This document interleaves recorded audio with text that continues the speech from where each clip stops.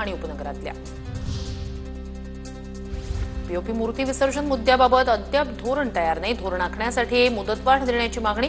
राज्य सरकारची उच्च न्यायालयात मागणी। मुंबईत सागरी किनारा मार्गालगत 7.5 किलोमीटरचा टप्पा लवकरच खुला होणार। प्रियदर्शनी पार्क ते वरळी दरम्यान पदपथ तयार होणार। मरीन ड्राईव्ह पदपथापेक्षाही लांब असा समुद्री पदपथ सेवेत येणार। मुंबई विद्यापीठाकडून पदवी प्रवेशासाठी 10 जुलैपर्यंत मुदतवाढ या संदर्भातील एक परिपत्रक महाविद्यालयांना देण्यात आल्याची माहिती। संबंधित कालावधीतच प्रवेश प्रक्रिया पूर्ण करण्याच्या सूचना। मुंबईत जून महिन्यात 11,521 मालमत्तांची नोंदणी। एकाच महिन्यात मुंबईने दिला 1,000 कोटींचा महसूल। मुंबईत मालमत्तांच्या खरेदीला जोर। मुंबई विमानतळाजवळील अधिक उंचीच्या इमारतींवरील कारवाईचा अहवाल सादर करा। उच्च न्यायालयाचे मुंबई उपजिल्हाधिकाऱ्यांना निर्देश। 28 जुलैपर्यंत मुदत।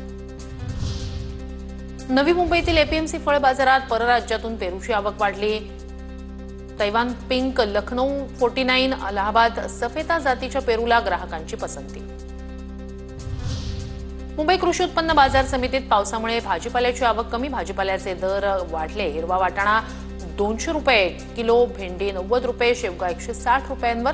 गृहिणींचं बजेट कोलमडलं।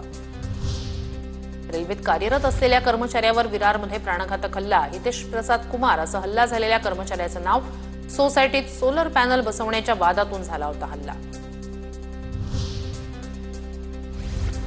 कल्याणमध्ये शिंदेंच्या शिवसेनेतील माजी नगरसेवकावर दुसऱ्यांदा विनयभंगाचा गुन्हा दाखल। मोहन उगले असं गुन्हा दाखल झालेल्या माजी नगरसेवकाचं नाव। निवडणुकीच्या पार्श्वभूमीवर राजकीय हेतूनं रचलेलं कारस्थान असल्याचा उगले यांचा दावा।